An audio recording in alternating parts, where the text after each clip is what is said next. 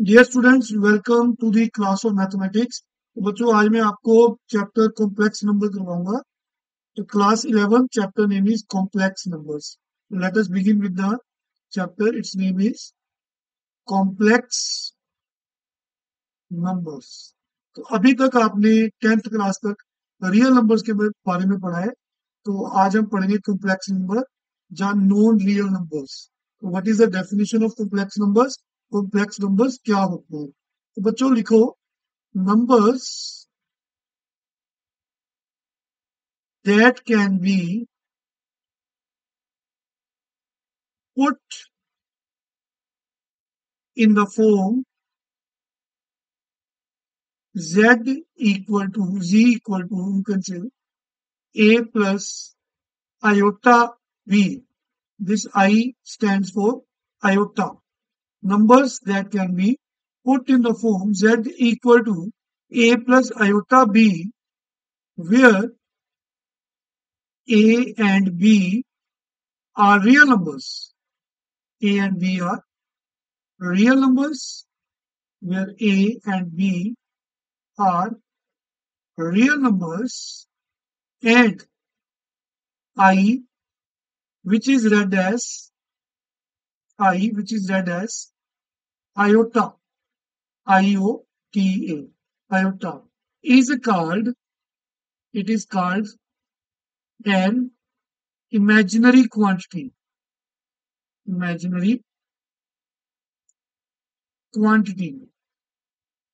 Numbers that can be put in the form z equal to a plus iota b. I stands for iota, where a and b are real numbers.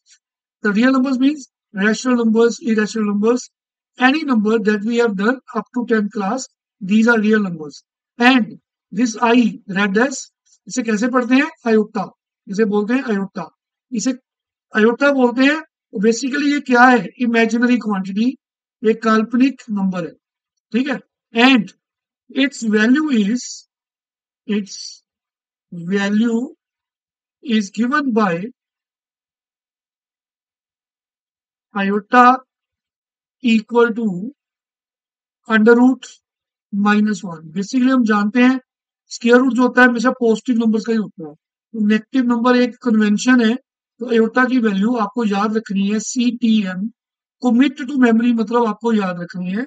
Iota की value होती है under root -1। तो अगर हम complex numbers की बात करें तो फिर से हम बताते हैं, numbers that can be put in the form z equal to a plus iota b, where a and b are real numbers, and I read as iota. It is called an imaginary quantity, and its value is given by iota equal to under -1. Is are complex numbers. The numbers that can be put in this form are complex numbers. Are complex numbers.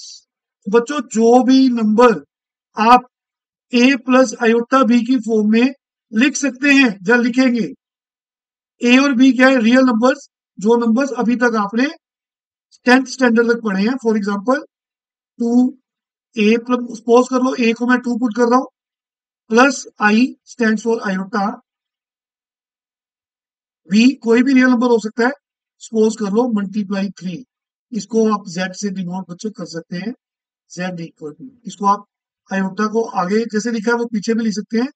तो iota 3, जहां 3 iota 1 is the same thing. तो जो number a plus iota b की form में लिख सकते हैं, आप जो भी नंबर इस फॉर्म में लिखेंगे उनको आपको कॉम्प्लेक्स नंबर बोलना है। a और b क्या है? Real numbers. ये कोई भी नंबर्स हो सकते हैं, आप a और b की वैल्यू कोई भी रियल नंबर दे सकते हैं। तो इस तरह के नंबर्स को हम बच्चे बोलेंगे कॉम्प्लेक्स नंबर। आप कोई और एग्जांपल लो, z से डिनोट करो। आप यहाँ पे a और b की जगह पे कुछ भी लिख सकते हैं, रियल नंबर्स 1/2 प्लस 4 आयोटा। कोई और एग्जांपल? कुछ भी बच्चों a और b को दे सकते हैं। 0, a को 0 दे दिया, b को आप -1 भी दे सकते हैं। तो इट मीन्स z की वैल्यू आ जाएगी 0। इनको मल्टीप्लाई करेंगे तो माइनस ए होता, इट इम्प्लाइज z की वैल्यू माइनस ए होता। It is also an, it is also called complex number, क्योंकि आपने जब इसको सिंप्लीफाई किया तो ये नंबर बन गया। तो इट मीन्स आप कोई और एग्जांपल्स ले लेंगे, रियल नंबर ए और बी को कुछ भी पुट कर सकते हैं। रियल में रैशनल नंबर्स भी आते हैं, इरेशनल नंबर्स भी आते हैं। रैशनल नंबर्स में इंटीजर्स, नेचुरल नंबर, आप ए और बी की कोई भी वैल्यू दे सकते हैं। अयोटा एज इट इज लिखना है, आपने अयोटा की वैल्यू नहीं पुट करनी। तो ये रिप्रेजेंटेशन होती है कॉम्प्लेक्स नंबर की। ये नंबर्स आप कोई भी बच्चे एग्जांपल ले सकते हो। फॉर एग्जांपल जैसे आप मान लो √2 प्लस ए और बी को आप कुछ भी दे सकते हैं रियल नंबर्स। तो इस तरह का नंबर जो ए प्लस बी अयोटा की फॉर्म का होगा, that is called complex number. यहाँ पे A2 है, B3 है, यहाँ पे A2 है, ठीक है बच्चों। यहाँ पे A1/2 है, B4 है, यहाँ पे A0 है, B-1 है, और यहाँ पे A की वैल्यू √2 है, तो B की वैल्यू √3 है। तो बच्चों आपको एक याद रखना है नोट, कॉम्प्लेक्स नंबर को हम Z से डिनोट करते हैं, उसको हम रिप्रेजेंट करते हैं इस फॉर्म में A प्लस एयोटा बी। तो ये हमारा कॉम्प्लेक्स नंबर होता है। बेसिकली ए और बी रियल नंबर्स हैं, ए और बी को कुछ भी आप नंबर दे सकते हो। लेकिन अगर हम बात करें इंडिपेंडेंट ए की, इट इज कॉल्ड, अगर कॉम्प्लेक्स नंबर की बात करें तो ये ए प्लस एयोटा बी कंबाइन करके जो इस फॉर्म में लिखते हैं, that is a complex number. और इसमें जब ए की बात करते हैं तो इसको बोलते हैं real part. Real part basically complex number ये कंप्लीट फॉर्म में है, ए प्लस एयोटा बी।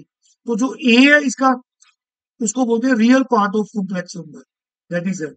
तो बच्चे बी है, इसको बोलते हैं imaginary part of complex number Z. तो इस एग्जांपल में 2 + 3 अयोटा में, इस एग्जांपल में 2 + 3 अयोटा में ये कॉम्प्लेक्स नंबर पूरा है, लेकिन जो 2 है वो रियल पार्ट बोलेंगे और 3 को बोलेंगे इमेजिनरी पार्ट।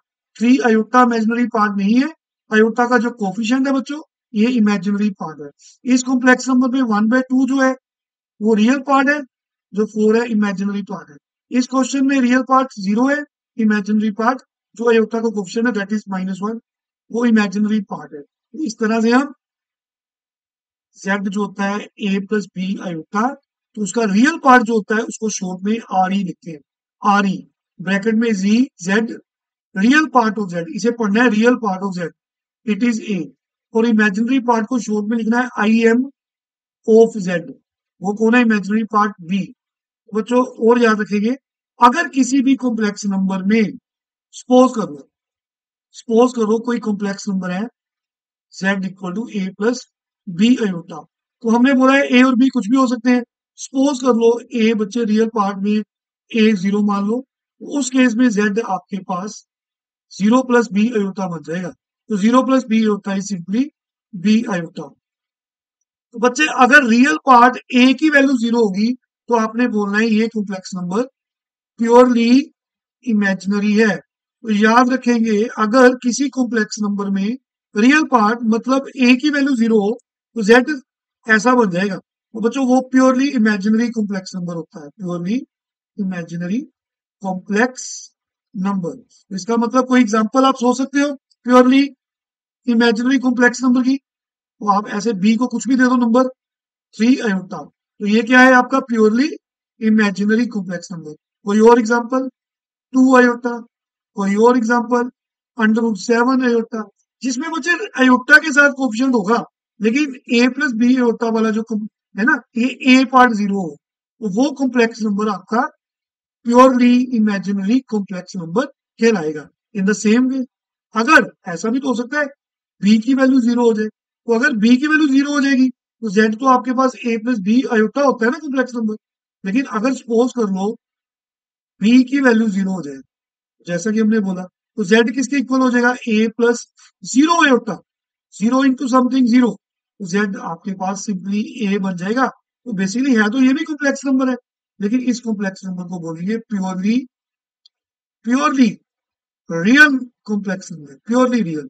फॉर एग्जाम्पल इसकी एग्जाम्पल्स क्या है, जैसे 2 a + b होता है, आपने b को 0 देना है तो ये टर्म खत्म हो जाएगी, तो z a के इक्वल आएगा, तो ये नंबर जो है प्योरली रियल है। इसी तरह कुछ भी हो सकता है 7 एक्सेट्रा। आई होप क्लियर है सबको। तो जैसा कि हमने बताया कि iota iota it is equal to √-1, this is called an imaginary quantity. So बच्चों अयोटा की वैल्यू √-1 होती है, पर हमें कॉम्प्लेक्स नंबर a + b अयोटा में आपको आयोटा की वैल्यू पुट नहीं करनी, क्योंकि आपको कॉम्प्लेक्स नंबर इस फॉर्म में दिखाना है। लेकिन ऐसा जरूर होगा किसी केस में आयोटा स्क्वायर की वैल्यू आ जाए, तो बच्चों आपको स्क्वायर करना पड़ेगा। जैसे आपने स्क्वेयरिंग बोथ साइड्स किया, अंडर रूट कैंसिल हो गया, you need to learn, commit to memory, iota square की वैल्यू होती है -1। लाइक जैसे मैं आपको कॉम्प्लेक्स नंबर लिख दूं 2 + 3 आयोटा स्क्वायर, तो यहाँ पे आप आयोटा स्क्वायर की वैल्यू पुट कर सकते हैं, 3 के साथ मल्टीप्लाई हो रही है -1। आपने आयोटा की वैल्यू पुट नहीं कर दी, आयोटा स्क्वायर की जगह पे आप -1 पुट कर सकते हैं। तो बच्चे ये कॉम्प्लेक्स नंबर क्या बन जाएगा, 2 - 3 इट कम्स टू बी -1।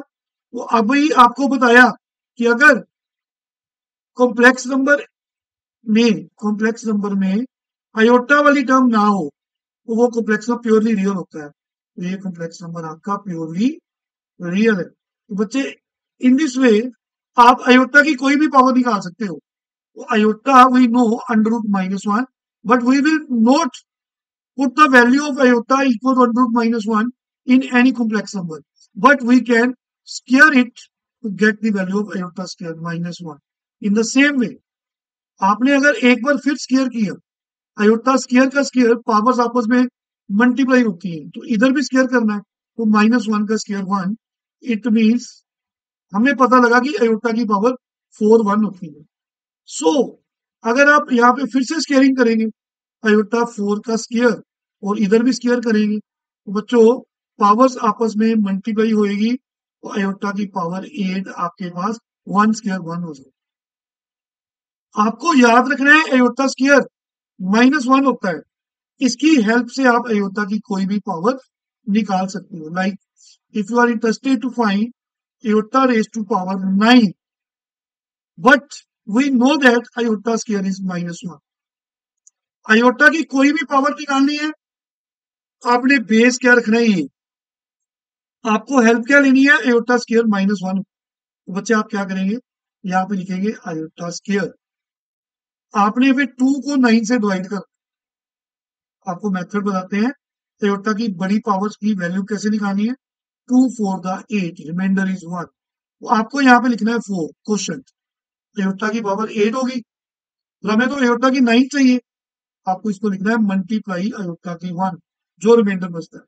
बच्चों वंस मोर आयोटा की 9 वैल्यू निकालनी है, बट हमें बेस ये बना, ऑलवेज आपको आयोटा स्क्वायर लिखना है, और पावर पावर क्या लिखनी है, जो 2 और 9 को डिवाइड करके क्वेश्चन आएगा ये वाला, वो आपको यहाँ लिखना है, क्योंकि आयोटा की पावर 8 होगी। हम जानते हैं आयोटा की 9 को लिखेंगे आयोटा की 8 multiply iota 1, because when the basis are same, product में क्या होता है, पावर्स ऐड होती है, तो दैट्स वाई हमने इसको मल्टीप्लाई का साइन लिखा, आयोटा की 1 लिखी, क्योंकि हम जानते हैं आयोटा स्क्वायर की वैल्यू हमने -1 यूज करनी है, यहाँ पे -1 की पावर 4 हो जाएगी, आयोटा की 1 को सिंपली आयोटा लिख सकते हैं, तो -1 की पावर 4 1 होएगी, 1 को आयोटा से मल्टीप्लाई करेंगे, आयोटा होगा। तो बच्चों आपको मैंने बताया था कि कॉम्प्लेक्स नंबर ये वाला होता है, अगर आपका a 0 हो जाए, तो कॉम्प्लेक्स नंबर आपका b आयोटा सिर्फ आयोटा की टर्म में होगा, तो z की आयोटा की 9 जो है वो एक कॉम्प्लेक्स नंबर है, प्योरली इमेजिनरी है।